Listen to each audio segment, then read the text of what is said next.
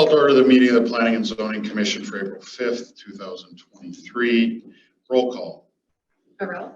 Here. Budke. Here. Kuhn. Here. Lensky. Here. Matichek. Here. Batson. Reichert. Here. Sandy. She's here. Bostic. Thank you. Reading and approval of the minutes for March 1st, 2023. Second by Arel, second by Lensky. Any discussion? All those in favor say aye. Aye. Opposed, nay. Motion carries. Item 3, public hearings, final approvals, petition of minor changes. There appear to be none. Items 4, communications and preliminary approvals. Item 4.1, Ms. Grasser. All right, this is vacation of easements and right away within lots C, D, E, block 6, Sunset Acres, 3rd edition, located at 3105 and 3111 South Washington Street. So you can see on the map, Washington is there on the west, 30 seconds to the south. They are asking for a vacation of that cul-de-sac, and they'll be rededicating that in the next item 4.2. And then also the crossover agreements, easements that go between lots C and D, and then on the bottom of those lots as well. Do you have any questions? Any questions? Seeing none, there is no public hearing on this. Back to the commission. Approval. Second. Moved by Lensky, second by Kuhn for approval. Any further discussion? Seeing none, all those in favor say aye. Aye. Opposed, nay. Motion carries. Item 4.2. Sunset Acres 4-3 subdivision located at 3105 and 3111 South Washington Street. They're asking for that rededication of the cul-de-sac, and then also adjusting that lot C and D just to clean things up a bit for a possible future expansion of the sites and building. I'll stand for any questions. Any questions? Seeing none, no public hearing. Back to the commission. Moved by Arel, is there a second? Second. Second by Lensky. Any further discussion? All those in favor say aye. Aye. Opposed, nay. Motion carries. Item 4.3. Ms. Edwards. Taking to the water main easement within Lot 1, Block 1, Airport 4-3 subdivision located at 4251 Gateway Drive. This one's in connection to 4.4. It's the Career Impact Academy lot project. The northern lot, which is on Gateway Drive, 42nd and 43rd, they're need to vacate the water main in the corner, is that northeast corner of the lot, in order to reposition it for utilities with the rest of the career impact development, which will be the subsequent plat. So that northern corner and the hatched area is the area requesting to be vacated at this time. Yes, Mr. Rudsky. If I may ask to be recused, this. Moved by Matichek. Second. Second by Sandy. All in favor say aye. Aye. Opposed, nay. Motion carries. You're excused. Any questions for Ms. Edwardson? I have one. Mr. Matichek. Where was the Holiday Inn's water come from? That was there. It came off the south side. That, So there were two water lines? One on each side of the Holiday Inn? this water line that goes through here was a trunk line that, that looped around, a loop line. It was a It'll service. still come out of the original. Yep, The water for the academy will still come out of the original Holiday Inn water line. same location, yep. Okay, thank you. Any other questions? All right. No public hearing. Back to the commission. Move approval. Moved by Kuhn. Is there a second? Second. Second by Matichek. Any further discussion? All those in favor say aye. Aye. Opposed, nay. Motion carries. Item 4.4. This would be the subsequent replat in the Airport 6 for subdivision located at 1210 North 43rd Street and through 4251 Gateway Drive.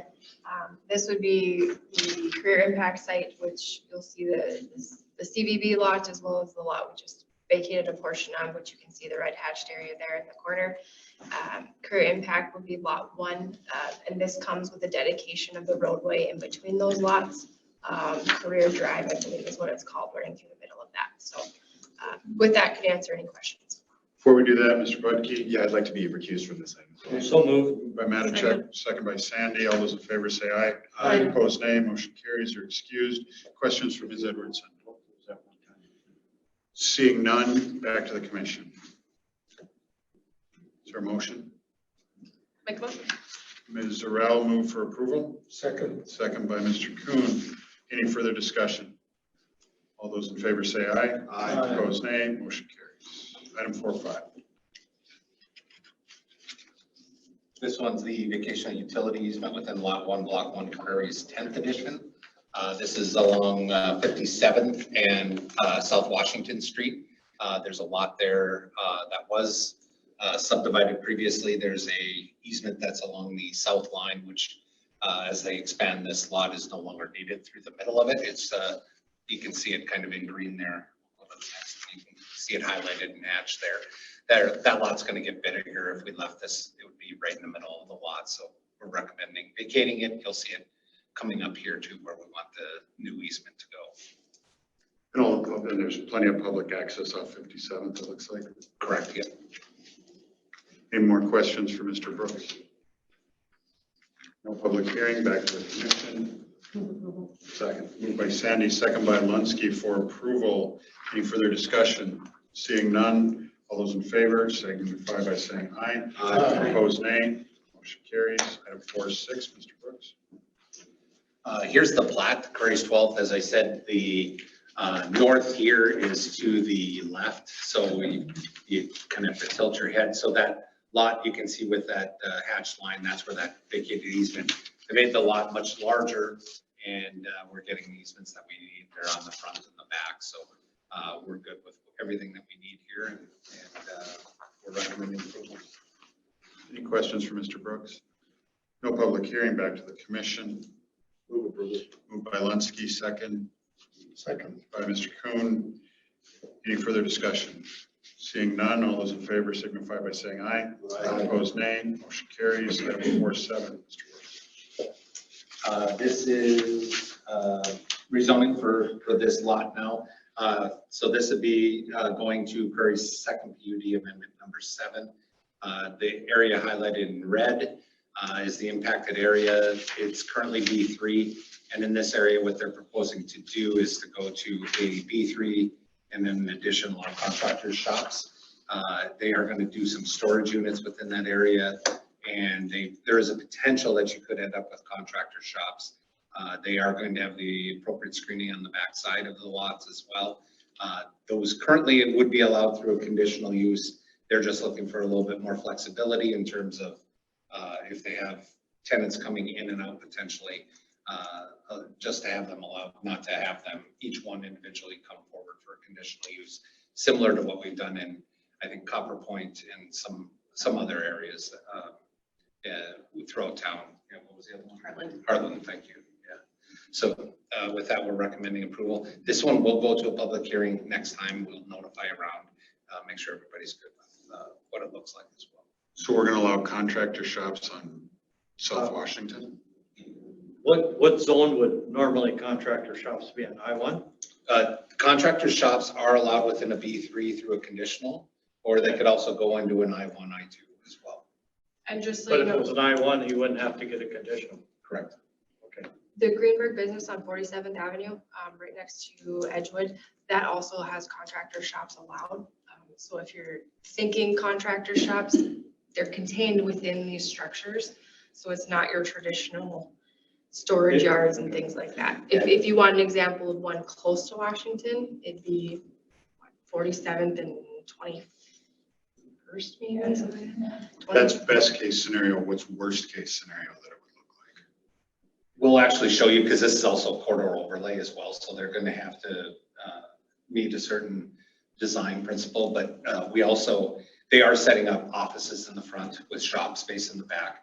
I think the one that Andrew's mentioning, the Greenberg one, Atrex or Trick, the guy who was doing the car starter tricks.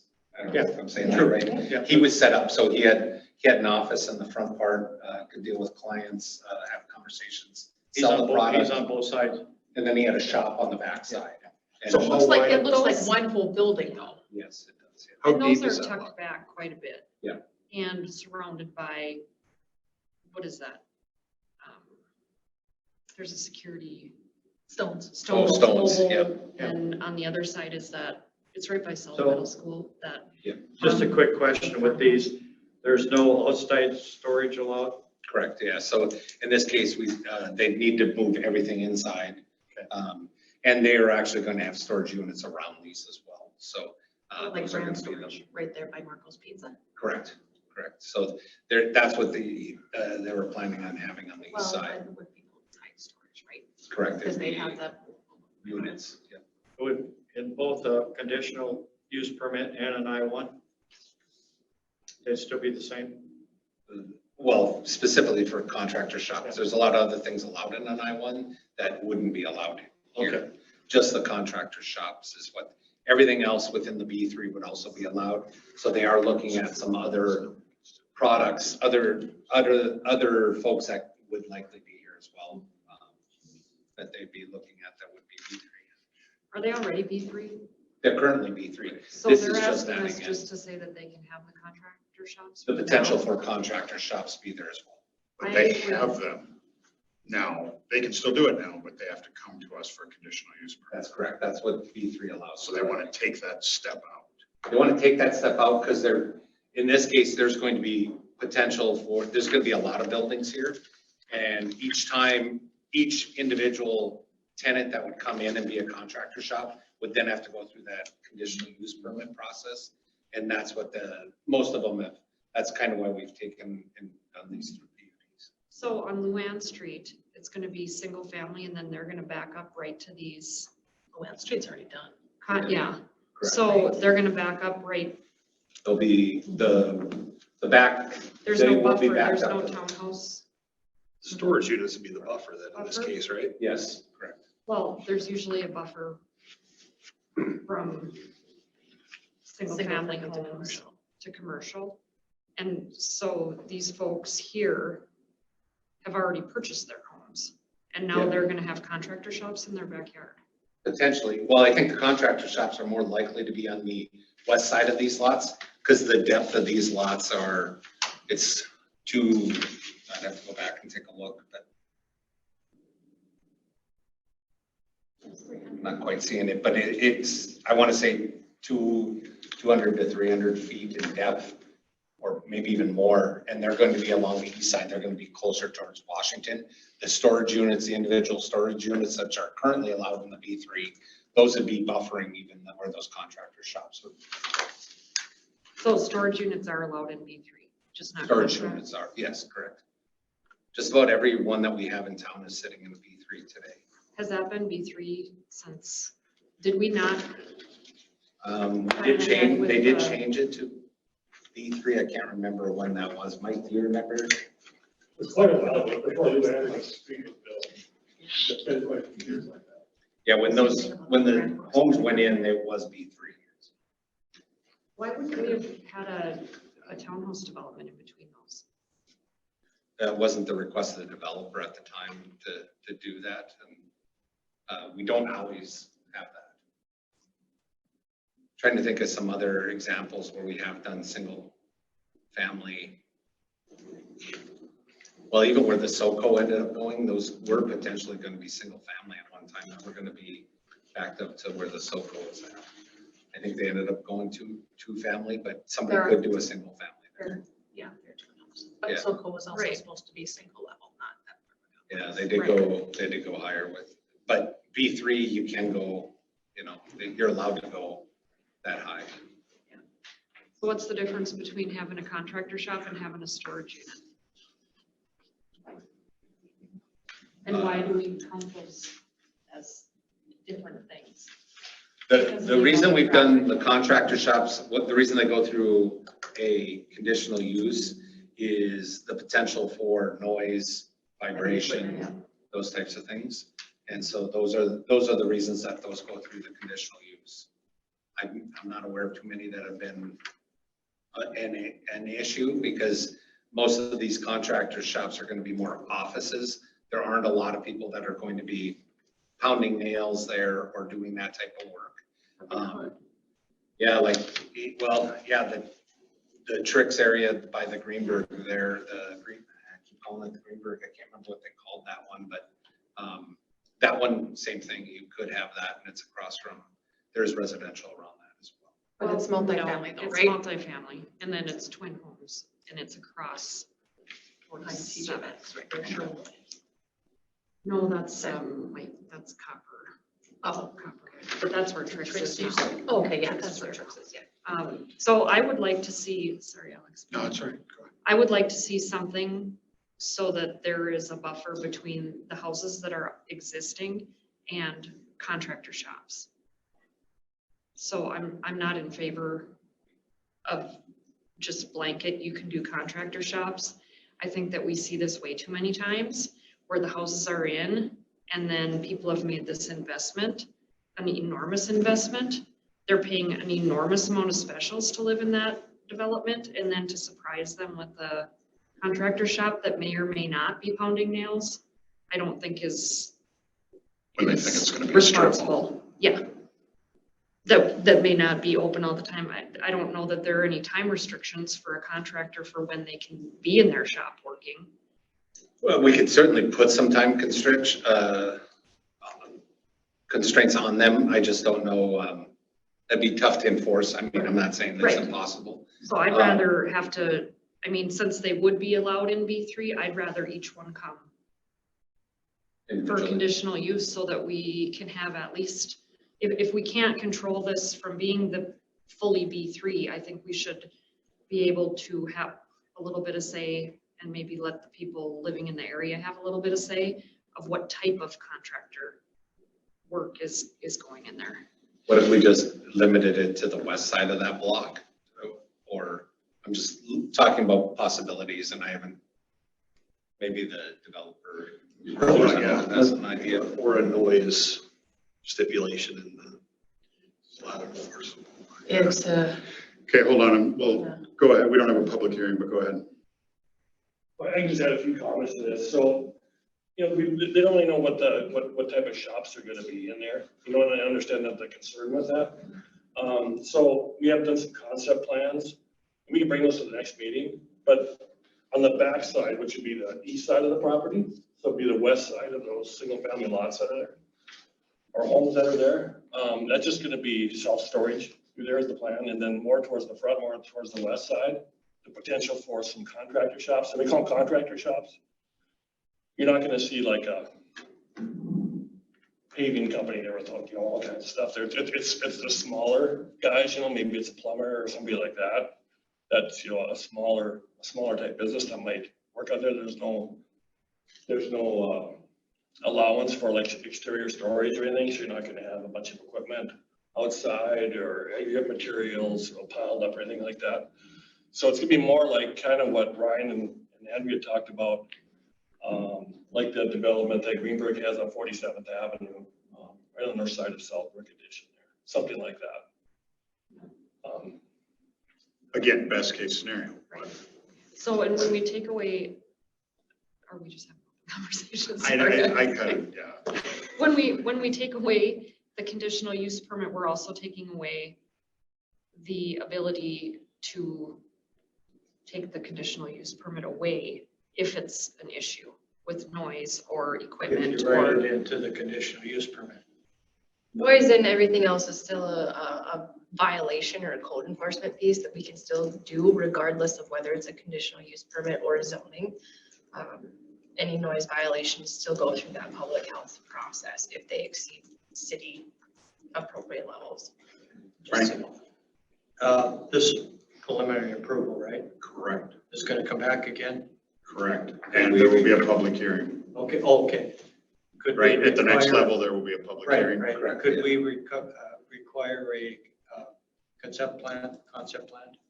No, I don't think so, because I mean, they haven't There is. They haven't Yeah, asked, there is one in the. Oh, there is, okay, sorry, I didn't see that. but that's not real, like that's not owned by somebody and they're thinking about it. I mean, Well, that's what I mean. I think the owner is looking to develop, this is the product that they're looking at. Okay.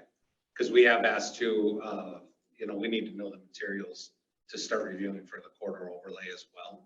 It's got to meet that, so it Well, I can't be just understand a the straight. corridor overlay, but What else could be there is what you were trying to allude to, right? Right, and so because of that, I would prefer that each one come for conditional use. I would agree. So, but for that concept that's there, that's for that lot that's being replanted right now, that's for that. But then we're also asking on this PUD amendment, that lot that's remaining to the south. And we don't even have a concept for that or anything at this point.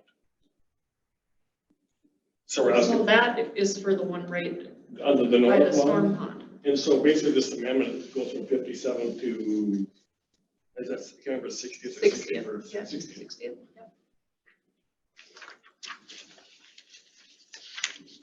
Okay. Is there any further discussion? Okay, there is no public hearing. This is preliminary approval. Is there a motion? Seeing none, we will, well, do we need a motion either? Do we need a motion to deny it? I would think. We should have a motion. So we need a motion either to approve or deny. Before we can Okay, move so on. I'll make a motion. I just want to clarify those. So they are already P3. Correct. So what we're voting on is whether or not they have to come for a conditional use permit. Yeah, by denying it, you would leave it as B3 and those would have to come individually. If a contractor's shop was gonna go in there, if it's a retail, normal retail, Yeah. They don't have to. allowed. Okay. If it's storage, then it's allowed. The only ones that would come before you for conditional would be if it's a contractor's shop. So I would move to deny. Okay, is there a second? Moved by Sandy, second by Matachek to deny this item 4.7. Is there any further discussion? I just want to clarify that I'm not against it. I just feel that those are conditional use permits even in other areas of town where they seem like they would fit in better. So I don't, Yep, I get it. I will relay that to them, the reason for it, and that it will, they could still come through, but it would be individually. yeah. And then you guys get a look at how they would fit. And I don't think we've ever denied a conditional use permit, have we? Or, Well, maybe we or, no, we for put a conditions, contractor we put shop. conditions on them or Potential. something Sure. else. Yeah. But your point is very good. Why give a blanket one when everybody else has said to have a conditional use permit has said to come through and say why they need a conditional use permit. So I agree with you on Yeah, that. unless we're gonna Especially change with the zone. established houses in the area already. Absolutely, Yeah. absolutely. So I'm not in favor of the contractor shops at all. And maybe if they come back, we can, I guess, yeah.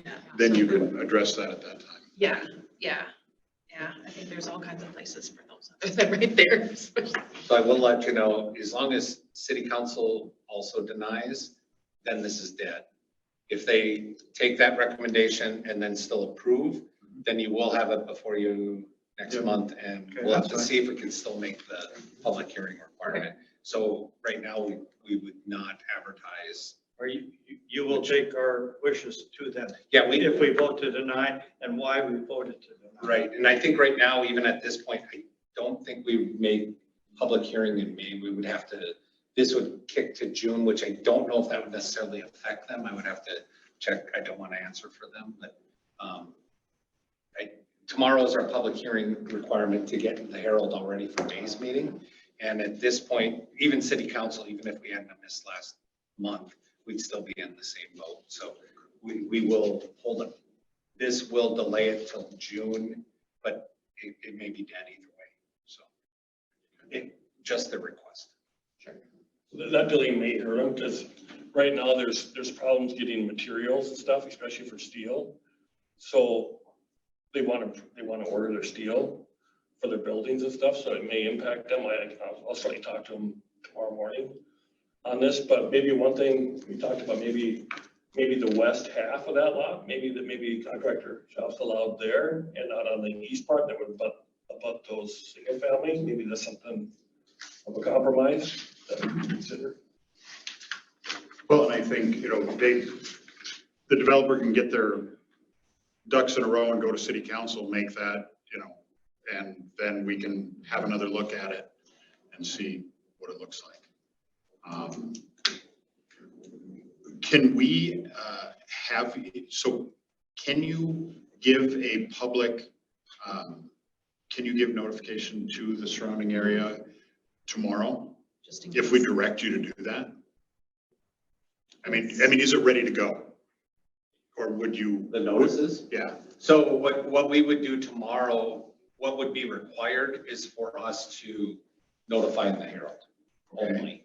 The notices would go out next week.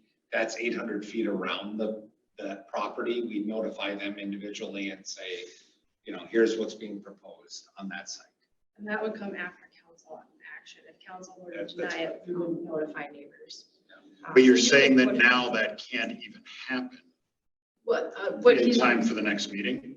not the notification of neighbors, the notification through the Herald. If we were to wait till council gave approval before we send notice then to the Herald to advertise, we would miss our time frame for the May meeting, just when the Herald needs their publishing timelines. Does that make sense? Go ahead and public it. I would offer an amendment Yes. to that we direct you guys to go ahead and publish it anyway.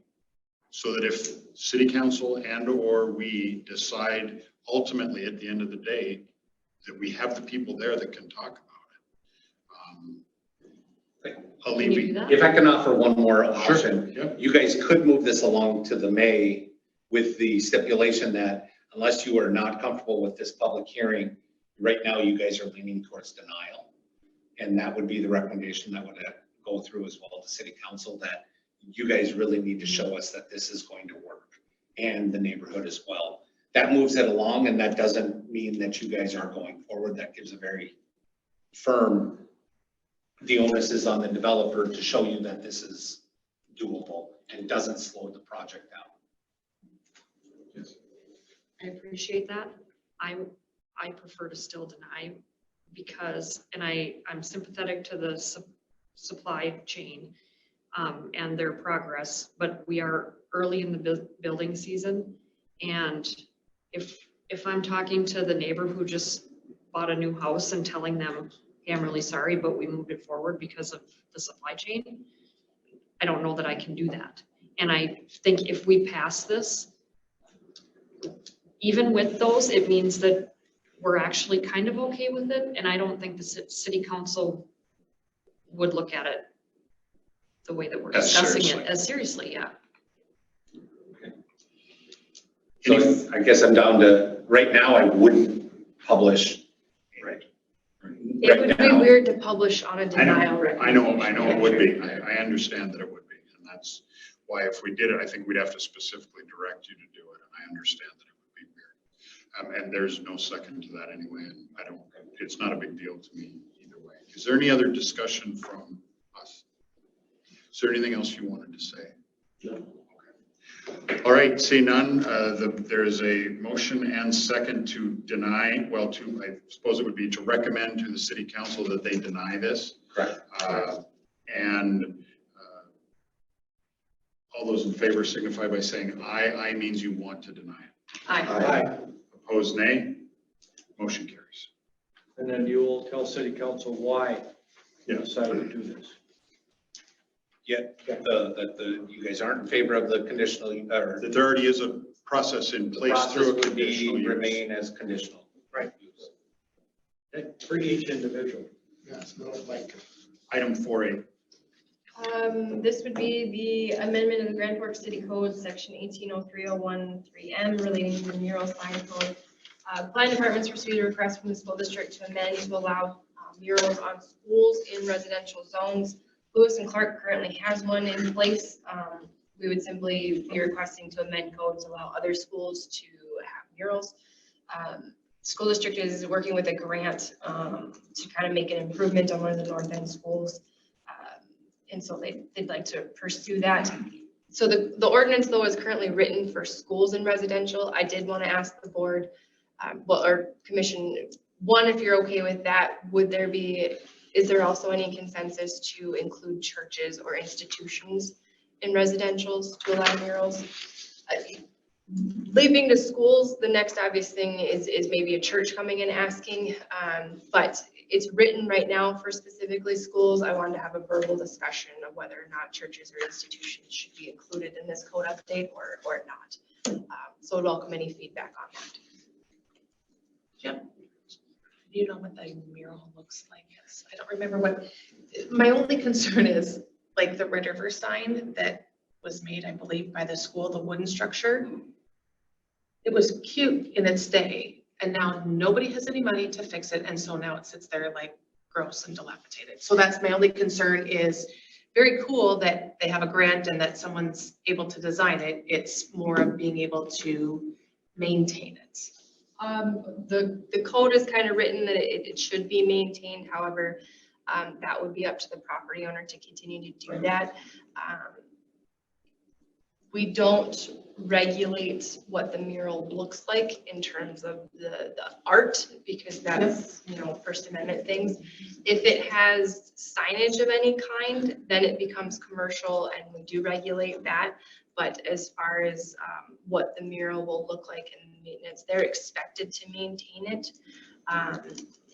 If it gets to peeling paint and stuff like that, we can have a discussion with them about that as far as code enforcement goes. But I don't believe we. That maintenance is actually written in to the code. Yeah. Oh, that's good. That's right. That was what we Is did put it a in. painting on the side of the building They're kind of gonna- mural? They're proposing to actually, in her letter, I think she talks about it, that they're proposing actually to place it on something then that can be removed and then put on the new school. So they aren't looking to just put this on the school and then, you know, they're having a vote coming up and then it just being tore down. They're looking to affix it to something then that can be removed and then placed onto the new school. So it is going, and this is similar, we do have one in the downtown next to railroad tracks as well that was placed on a wood frame and it's on the back of, right by the police department. That one is actually not directly applied to the building as I understand it. So Is there any limitation as to size It's on that of these murals? No, if you look at the Lewis and Clark one, it takes up the full expanse of the building. So no, they're. I think the limit, it will be limited inside because I know that they're having the kids do it. So I think there is going to be some limit to, you know, what's going to be there. But no, and you know, it's going to be part of a project and they're going to include the kids. Sandy. I'm not in favor of this because of the location. I think the downtown murals are great, but I think that that's where the murals belong. And when we approve for schools, then we have something else to deal with. And it'll be churches and then it'll be, you know, whatever else. Can a business anywhere in town do a mural, or are we just doing murals downtown at this point? Any commercial or industrial, that was the code that we passed, that they could be, but you had to be commercial industrial zone. In the residential, right now this request is for school. I think Andrea brought up potential for churches as well, but right now the request is for schools. And we went off the basis of Lewis and Clark and not having any residential negativity from that, as far as code or complaints go, to base it whether it would be, you know, should other schools be allowed to have similar situations. And I'm on the Public Arts Commission. I am the biggest supporter of arts that there is. But to foist art upon someone in a commercial space where they can choose to view it or not is different than foisting it right outside somebody's window. And if they dislike it, it would be the worst thing that you could do to somebody. Right, I just think maintenance outside is so hard. If they want to do a mural, they can do. Well, and from the First Amendment, we can't regulate what it looks like. Right. And I would assume a school's not going to do something offensive, but it may be offensive to the person that's there. Yeah, Frank. Well, you know, Lewis and Clark, Ben Franklin, if they want to do art with Ben Franklin and Lewis and Clark, I mean, I don't have a problem with that. But carte blanche to do anything, I mean, you don't know what they're gonna do. You guys know where I'm coming from on that? But You there's, don't- as I understand it, there's still a review process, right? But this Right, is but I mean, writing into. But if Ben Franklin wants to have artists do a Ben Franklin on the side of the building, man, it's Ben Franklin School, you know what I mean? And Lewis and Clark, because Lewis and Clark, they want to do that, you know, but if Valley, what's Valley gonna put up? Picture of the Red River Valley? I mean, I don't know, you know? I see a difference there, but I'm not quite sure what I'm What if they talking Yeah, about what here, if they decide where to I'm do? going with this, you know, but, you know, I know what you're talking about too. For All of a art sudden, it's stuff. Lewis and Clark with horns on their heads Well, or something, and, you know. and people- Yeah. Keep in mind, this is also regulated by the school district, and the school district has to just sign off on the design chosen. So there is another regulatory body looking at content and content. But what about creation. churches then when they Well, close? we come back to the church. I get the Michael's feedback that having a- churches aren't part of this, to look at, And I know it was just a hypothetical if they wanted to, but this seems to be because it was same with signs, right? And Well, we come you back open to it the up and- digital signs, the St. Mike's, how long it took to do that. And now we're at the high schools and the churches, yeah. I'm thinking of what happens then when there's a mural on the side of Discovery School. So, if I may, Yes. I think I have to disagree. I mean, the way this is written right now, the murals are allowed in the commercial and industrial, right, Ryan? Okay, so they're not allowed at all in residential. This would only be, as written here, only school buildings. As far as like where they choose to put that, like the example at Lewis and Clark, right? Like it's a very prominent elevation. It's sort of like almost like frames that whole side of the building, and there's, I think it's an asset, right? Like it's the school district, as I recall, had a choice some years ago, like what to do with that wall because there was like the mortar needed to be redone. And they found it valuable enough to spend the money to repair it. So in my mind, it's a value add to the whole neighborhood. I just don't think I buy the idea that it's going, like this is a major problem for adjacent property owners. In fact, if I remember correctly, there's later on in the ordinance, it says which building faces you're allowed or not allowed to propose on. I don't believe you can put a mural on a street facing facade. It has to be on like a side elevation or something like that. So I have no issue with this. At this point, I wouldn't expand it to churches or other institutions, but there's a very specific ask here from the school district. I don't imagine that they're going to just start like on all of their clay brick facades, start proposing murals. I think that this just sort of opens the door to some creativity, and there's still some guardrails on that. So I'd be in favor of approving this. Okay, any other discussion? I would just also like to point out that they have lots of space inside their buildings that they can all enjoy the art. I love art, okay? I appreciate art. I don't want to have it across the street from my house because everybody likes different art, like you said. They have a lot of other opportunities and maybe it is suitable on Valley, but I don't live across the street from Valley. So maybe the person that's lived there forever doesn't want to look at whatever they decide to come up with, and what might be appropriate today isn't appropriate tomorrow, and everyone's offended by everything right now. And so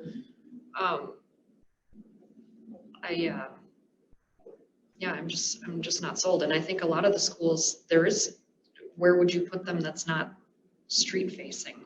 The side that, like on Valley, it would be side facing the park, likely. Yeah. Okay. So That's what Lewis and Clark did towards, Sure, The but like- the other three sides of Valley are all residential.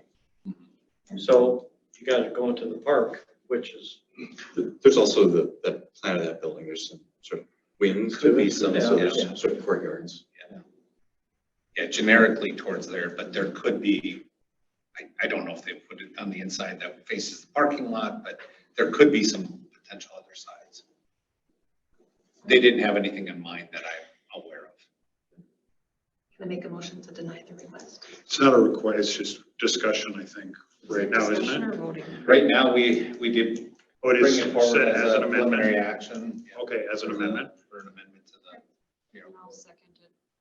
Okay, so moved by Ms. Arel, We'll second by Sandy to deny. Is there further discussion? Yeah, Mr. Budke. Yeah, I mean, I disagree. So I would vote against this, and I'll propose my own motion to approve this. Okay, all right. Any other discussion on the motion to deny this amendment? Okay. All those in favor signify by saying aye. Aye. Opposed, nay. Nay. Motion carries. And just to clarify, that was Budke and Linsky opposed. Yes.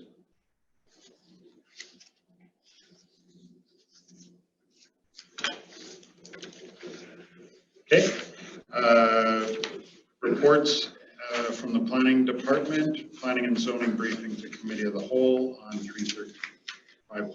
Yeah, I just included the link in the agenda. We did do a brief PowerPoint to city council, and I provided that, a link to that from there. I wasn't planning on giving it tonight, but can certainly, if somebody has any questions. It was essentially our annual report. No, that was, it was actually our process, so walking through planning and zoning, rezonings, annexations. Okay. He was educating city council. Good, good. And others apparently. I'll leave it at that.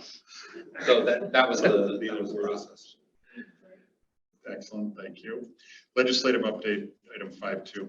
The one big bill, I think, and was 1422, which was a non-conforming bill. It kind of comes up every session, but that one was killed again.